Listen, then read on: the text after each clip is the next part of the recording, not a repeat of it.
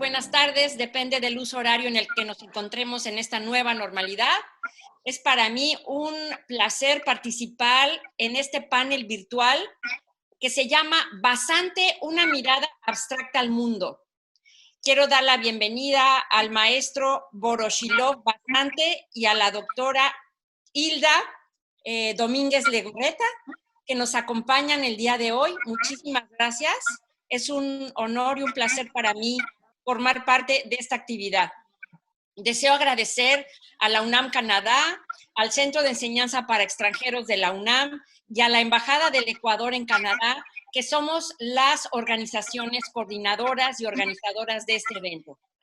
Aprovechando este espacio, mi gratitud especial al embajador Diego Stacy Moreno. Dentro del CEPE, gracias a la doctora Ligia Fernández Flores, jefe del Departamento de Arte, y a la doctora Hilda Domínguez Legorreta, quien hace la curaduría y dirige el panel. Muchísimas gracias.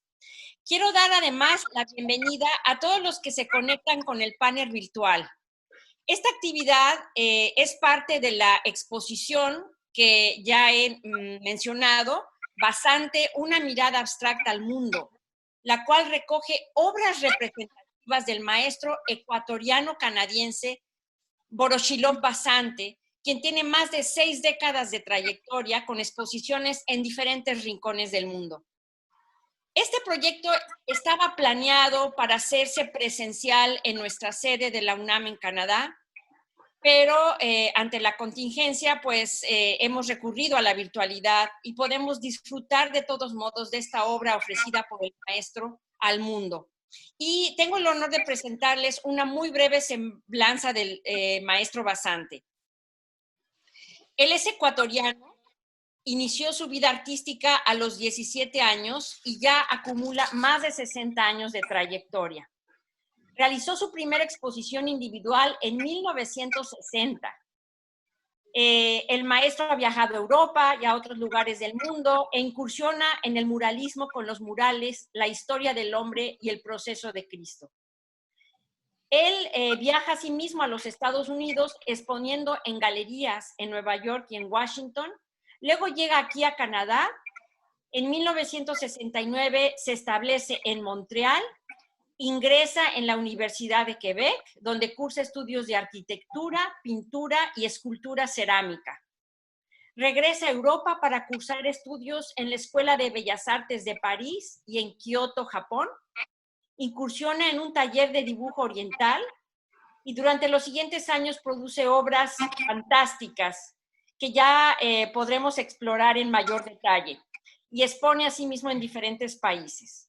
En 2011, en Ecuador, presenta la gran retrospectiva, en donde alcanza a exponer más de 600 obras que ilustran su trabajo de casi 6 décadas. En el 2014, recibió el Premio Nacional Juan León Mera, trofeo y medalla de oro por su extensa vida y obra dedicada al arte. Enseguida voy a presentar a la doctora Hilda Domínguez Legorreta. Esto de la tecnología requiere que abra yo otro archivo, pero muy rápidamente. Aquí está ya. Ella es licenciada en diseño gráfico por la Universidad Iberoamericana de la Ciudad de México, con especialización en diseño de materiales educativos y didácticos. Se especializó en fotografía durante varios años, estuvo al frente de un despacho de diseño gráfico y fotografía. Es también licenciada en Historia del Arte por la Universidad Iberoamericana, periodo en el cual colaboró en actividades académicas referentes al arte novohispano y la sociología del arte. Hizo su maestría en Historia del Arte por la Facultad de Filosofía y Letras de la UNAM, con especialización en arte mexicano e internacional del siglo XX. Finalmente, tiene un doctorado en Historia del Arte en el programa de posgrado del Instituto de Investigaciones Estéticas de la UNAM, con el tema Pintura Abstracta, que recibió mención honorífica. La maestra Domínguez colaboró en el Museo de Arte Moderno de la Ciudad de México bajo la dirección del profesor Luis Millán Lozano, espacio cultural en el cual tuvo a su cargo actividades de investigación, curaduría, desarrollo de guiones curatoriales y difusión. Ha sido ella docente de la UNAM por más de 30 años. Actualmente es profesora investigadora de tiempo completo de la Universidad Autónoma de la Ciudad de México. Muchísimas gracias, doctora. Muchísimas gracias, maestro. Quisiera cederle la palabra a la doctora Hilda para que inicie una conversación que estoy segura va a ser de gran interés y, bueno, pues una maravillosa experiencia con el maestro Basante. Adelante, Hilda. Buenos días a todos. Muchísimas gracias por haberme invitado a participar en esta celebración tan justa que merece la obra del maestro Voroshilov Basante. Le agradezco profundamente tanto a la Embajada del Ecuador en Canadá como a la UNAM en Canadá el que nos haya hecho partícipes de este evento tan necesario para una obra y una trayectoria tan sólida como la es la del maestro Basante. Sin mayor preámbulo, quiero empezar comentando que una de las preocupaciones que están siempre presentes en la reflexión y en la postura crítica que el maestro Basante tiene y que vierte en sus obras, tiene que ver con la situación actual que nos rodea, con algo que él entiende como una crisis del humanismo, como una crisis en la comunicación. Entonces, maestro Basante, yo quisiera abrir esta conversación precisamente retomando esta reflexión.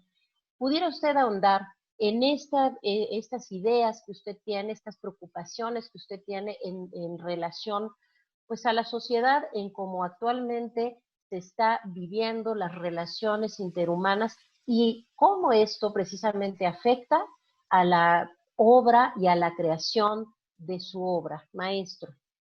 Si hay algo que nosotros tenemos que entender, es la parte humana de los seres humanos, que es la parte más linda, algo que se ha perdido, la comunicación. Mire usted, con toda esta tecnología, hoy en día, cuando nosotros estamos en la mesa del comedor, la familia, ya es triste que no se pueda conversar, que no hay la sobremesa que había antes, que el padre conversaba con sus hijos. No, hoy el padre está con un celular, la madre está con otro celular, los hijos con unas tablets y ya nadie conversa. Todo es redes sociales. Es una tristeza. Mandan emoticones, ni siquiera se puede mandar una flor, ya no se da serenatas, ya no se da nada. El hombre se ha deshumanizado. Qué tristeza, ¿verdad? Así es, maestro. Y en este proceso, maestro, ¿cómo percibe usted la capacidad de contemplación? Porque usted, maestro, ha tenido una extraordinaria capacidad de contemplar el mundo, de contemplar la naturaleza.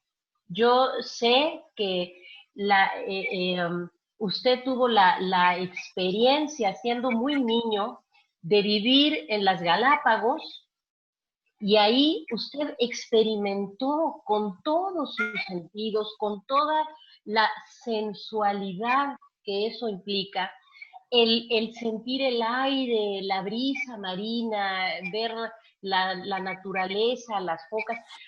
Eso evidentemente desarrolló en usted una enorme capacidad, no solo de observación, sino de una extraordinaria sensibilidad hacia la naturaleza. Esta percepción, a partir de lo que usted nos dice, de esta crisis del humanismo, se ha perdido también en los públicos en general, en el público que contempla la obra de arte. ¿Cómo percibe usted, maestro, el acercamiento de los públicos, no solo a su obra, en general, al hecho artístico? Tengo una excelente memoria y todo mi arte es producto de mi memoria, porque yo no me he influenciado de los pintores para copiarles a los pintores, sino para aprender los secretos de su pintura, para ir a socavar, a encontrar los secretos perdidos que están dentro de esos cuadros. Entonces yo veo mucha historia del arte, las pinturas, y me recreo viendo las obras de sus grandes maestros, pero también viendo el mundo, viendo con mi memoria todos mis recuerdos, porque yo me acuerdo de todos los hechos que han pasado por mi mente y todo lo que he mirado en mis 82 años de edad. La obra debe ser una obra honesta y que eso solo puede ser cuando es autorreferencial. El artista no puede dar lo que no ha vivido, lo que no ha conocido de primera mano. Entonces, yo encuentro que usted está marcado, maestro, por una enorme cantidad de viajes. Usted ha estado lo mismo en Tokio, que en París, que en Brasil, que en Canadá. Esta transhumancia, maestro, ha alimentado lo que usted mismo define para su persona. Usted es un hombre del renacimiento, usted es un hombre humanista. ¿Cómo ha contribuido estos viajes, asomarse a una cultura universal? ¿Cómo ha nutrido esto su obra, maestro? Bueno, a mí me ha nutrido totalmente, porque he visitado los museos, he visto las obras, he visto los paisajes. Hace poco estuve en China haciendo una exposición en China y fui, bueno, a recorrer la muralla china, a ver, a tocar, a palpar, a mirar todo, la ciudad prohibida, toda la dinastía Ming, las cosas, todo lo que uno puede ver, a entender y a olfatear, porque uno no puede inventar las cosas que no conoce. ¿Cómo podía pintar la nieve si no he pisado un nevado, si no la he tocado en el sentido del frío? Hay artistas muy atrevidos que se atreven a inventar cosas que nunca han visto y a hacer cosas que no han vivido. Entonces a mí me parece que lo más importante es que nosotros vivamos y pintemos. Yo, con la luz que ha entrado por mis ojos, esa luz tan maravillosa de mi país, porque el país en que nací, la cosa más hermosa es la luz. Nosotros tenemos una luminosidad impresionante, nos levantamos a las 6 de la mañana y nos acostamos siempre a la misma hora, siempre sabemos, ni siquiera necesitamos un reloj en el Ecuador, porque sabemos desde el mediodía, son las 9 de la mañana, todo, aquí es todo exacto, todo bello. Hay tantos microclimas, tantos paisajes hermosos, que cuando yo me fui a viajar por el mundo, llegué a entender que todo tenía en mi país, que aquí estaba todo. Todos los secretos que había buscado en el mundo los tenía en un contenido tan pequeño como es el Ecuador. Entonces, yo sí soy feliz de haber nacido en este país y haber desarrollado mi arte y mis sentidos, de haberles afinado tanto para hacer mi pintura. Muy bien, maestro. Esto que usted nos refiere, ¿verdad? El suyo ha sido un viaje largo, un viaje de los sentidos, podríamos decir. Y lo que usted nos comparte nos permite entender, comprender que el suyo ha sido un periplo que lo ha llevado de su origen a recorrer el mundo para finalmente regresar a su luz, a sus montañas, a su páramo. Yo sé que usted fue un gran montañista y que ahí nuevamente se alimentó de estos paisajes del Ecuador. Pero a mí me gustaría saber, maestro, porque yo encuentro en este aspecto que le voy a comentar un rasgo muy particular de su producción. ¿Qué pasa, maestro, con su relación con la pintura latinoamericana en general? Hay un movimiento importante de una gestación de la pintura identitaria, folclorista, regionalista, y yo en su obra, maestro, no encuentro mucho esa relación. ¿Nos puede hablar de esto? La pintura latinoamericana indigenista, folclorista, era un atractivo para todos los pintores, pero yo me sentí la necesidad de alejarme de esto, porque es una sombra muy, muy grande la que hacen estos pintores. Y los pintores jóvenes, los pintores que teníamos nuevas ideas, nos sentíamos aplanados por esa falta de luz, de claridad, que no nos permitían ver el sol de la creación, sino otra vez solamente de ese mundo propio de aquí. Entonces yo sí busqué la pintura universal, yo quise ser universal. Entonces yo cuando leí El Quijote de la Mancha, entendí que es el universalismo, porque si es bien que Cervantes Saavedra escribió ese libro, pero ni siquiera ya es importante él, porque es un personaje tan universal, el Quijote, que se adapta a cualquier parte del mundo. Entonces, eso es lo que yo quise, buscar un mensaje, un lenguaje universal en la pintura. Claro. Y en este sentido, maestro, a mí me gustaría que usted, haciendo a un lado pues su modestia, ¿verdad? Nos pudiera compartir desde su punto de vista cuáles han sido las aportaciones a la historia del arte de su país, de América Latina y en general. ¿Cuál considera usted que son las aportaciones, el enriquecimiento que nosotros tenemos la fortuna de gozar a través de su obra, maestro? Bueno, yo primeramente le voy a explicar. Siempre busqué una organización matemática, geométrica, con una composición a partir de la regla de oro, a partir de una composición perfecta, poder hacer una pintura mía.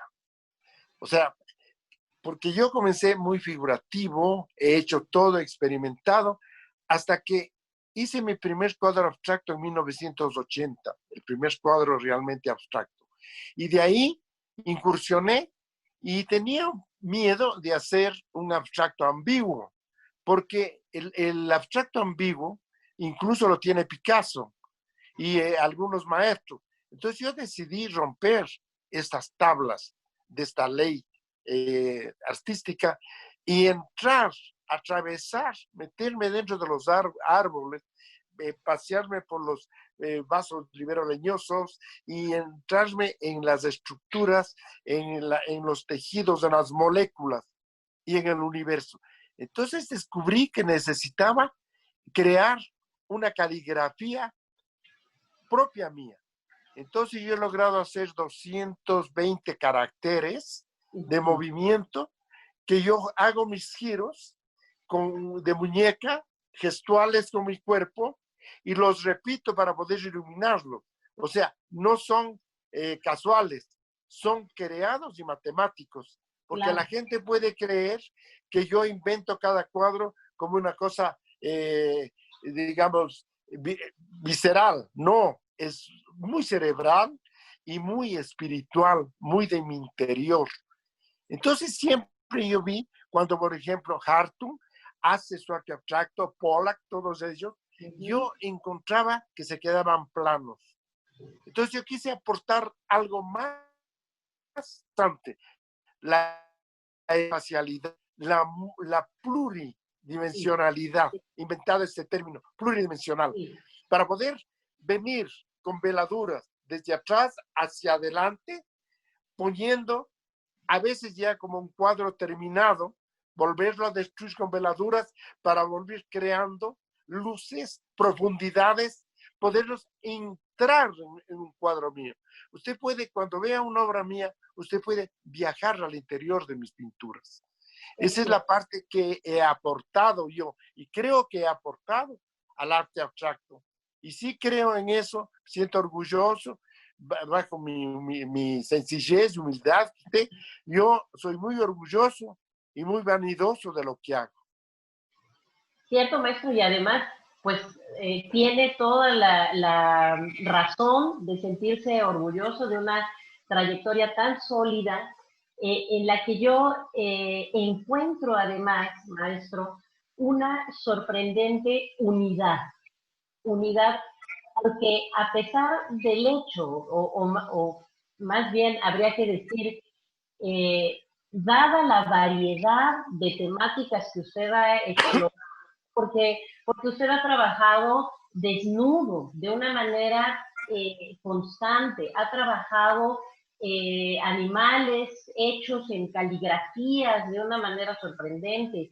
Usted ha ido retratando las ciudades laberínticas y también las selvas por donde usted caminó en su juventud, los puertos, es decir, su universo temático es un abanico amplio, vasto, que merece ser documentado y merece ser sistematizado en estudios posteriores, que yo dejo aquí anotada esa necesidad. Pero también cuando uno se acerca a su obra, maestro, uno encuentra una sorprendente unidad interior. Y yo creo que eso se debe precisamente a que usted ha podido desarrollar un vocabulario, una sintaxis visual que se vierte en cada una de sus obras, maestro. Y yo le comentaba en algún momento que los grandes maestros de la historia del arte comienzan siempre figurativos y terminan siendo abstractos, porque en este proceso que ustedes van viviendo, se dan cuenta en algún momento que la abstracción, la figuración no es suficiente. ¿A usted le pasó esto, maestro? Bueno, sí me ha pasado, pero le voy a ser sincero y voy a contar mis secretos. Porque yo tengo 80 cuadros figurativos que los he guardado sagradamente en mi casa y que los he seguido pintando y recreando. Porque una de las cosas que yo me di cuenta en la vida, que yo tenía una mente muy genial, un cerebro muy especial, pero no era hábil. Yo he tenido que superar mi inhabilidad. O sea, yo no era hábil, porque me di cuenta de esto cuando yo daba clases en una universidad. Les decía a mis alumnos, yo les tengo miedo a los hábiles, porque los hábiles no saben crear, solo copian. Es como el músico al oído. Si no sabe la matemática de los sonidos, si no puede hacer todo matemáticamente y muy bien hecho, no sabe hacer música. Entonces los pintores tenemos que aprender a ser sistemáticos, aprender todas las cosas, todas las unidades de la forma para poder crear. Entonces, usted puede ver cientos de cuadros abstractos míos, nunca me repito, porque siempre será una obra diferente. Y lo mismo mis obras figurativas. Pero yo he tenido unos grandes problemas, por ejemplo, que al principio, alguna vez un crítico que se llamaba Hernán Rodríguez Castelo dijo, Voroshilov Basante oculta las manos porque no sabe pintar manos. Y es verdad. Yo estoy todavía aprendiendo a hacer manos. Estoy aprendiendo a pintar.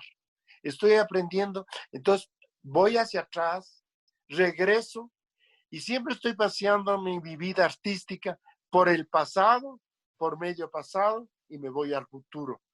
O sea, yo no he camino, yo puedo ir y regresar, porque esto me di cuenta en un mural que estoy haciendo ahora en la universidad, en la UTE, que se llama La historia de la humanidad y la historia del mundo. Y viene desde el Big Bang, el desarrollo del hombre, la evolución del hombre, hasta las últimas cosas espaciales que se van a hacer en un espacio pequeño. ¿Y para qué usé esto? Calculé con el tensor de Einstein la relatividad para viajar por el tiempo. Y eso estoy haciendo. Entonces yo hago eso en mi vida. Yo viajo en mi pasado, me acuerdo de las cosas, nunca me olvido. Porque yo ya soy bisabuelo, abuelo, tengo hijas, tengo familia en Canadá. Yo me he casado algunas veces y he recorrido, pero nunca me olvidan las personas con las que he vivido. Siempre tengo una enorme amistad. Nunca me he peleado, nunca he renegado de las cosas que he sufrido, porque eso son parte de mi historia y parte de mi vida. Ya estoy pensando en mi nuevo cambio, porque yo me he ido de aquí hacia adentro, al interior del cosmos, y ahora tengo que regresar del cosmos otra vez a la Tierra. Exacto. Esa era mi pregunta para ir cerrando, maestro. ¿Qué le falta hacer? ¿Qué sigue? Esto que le estoy diciendo, porque yo tengo que ver la forma en que de adentro me vengo hacia afuera, porque me ha dado una gran... Yo me he dedicado mucho a la geometría fractal, a la matemática cuántica, me gusta mucho la filosofía, porque yo había leído a Kant a los 18. Bueno, yo Yo me leí todos los clásicos rusos a los 15 años. A los 18 estudié a Kant. Pero para poder entender a Kant tuve que entrar en Bertrand Russell, entonces me he ido a Cox y en un momento dado he estado con Nietzsche, entonces ya he vivido el mundo de las utopías del pensamiento. Entonces yo creo que hoy en día lo más grave que puede ocurrir, que se parecen las doctrinas del mundo, sean estas comunismo, cristianismo, lo que sea, todo lo que lleva al dogma se termina opacando el pensamiento de búsqueda. Yo soy un buscador, un pensador. Todos los días cambio. Uno tiene que cambiar los valores, porque los valores esenciales los llega uno a ser, pero los valores son cambiantes y las personas tienen que cambiar. Por eso es que las grandes revoluciones del mundo se han enfrascado, se han destruido, porque han sido al principio sueños maravillosos que luego han vuelto a lo mismo, a la misma destrucción, se han vuelto dogmáticas y en el momento que caemos en el dogma, nos terminamos. Pues maestro Basante, quiero decirle que ha sido un verdadero privilegio poder escuchar de su voz todas estas ideas que subyacen en su creación, en su actividad creativa. Creo que este esfuerzo que se está haciendo es algo que mínimamente merece su obra, su trayectoria tan sólida y espero que este sea solamente una de las actividades que se puedan llevar a cabo en torno a su importante obra que exige ser documentada y estudiada a mayor profundidad. Muchas gracias, maestro Basante, y le dejo la palabra entonces a la doctora Alicia Mayer para que cierre esta conversación. Muchas gracias. Muchas gracias a todos. Muchas gracias, doctora Domínguez. Ha sido interesantísimo escuchar al maestro Basante en esta plática virtual. Yo, en lo personal, he aprendido muchísimo de esta experiencia de vida, de esta experiencia del maestro como artista, como ser humano. Es todo un testimonio, maestro, el suyo. Y concuerdo con la doctora Domínguez en que su obra merece ser reconocida, merece ser estudiada y merece ser difundida. Es una pena que no hayamos podido tener el privilegio de contar con esa exposición de manera presencial en nuestro recinto de la UNAM en Canadá. Hubiera sido todo un orgullo estar ahí presenciando, el poder ver sus obras y poderlas comentar con usted.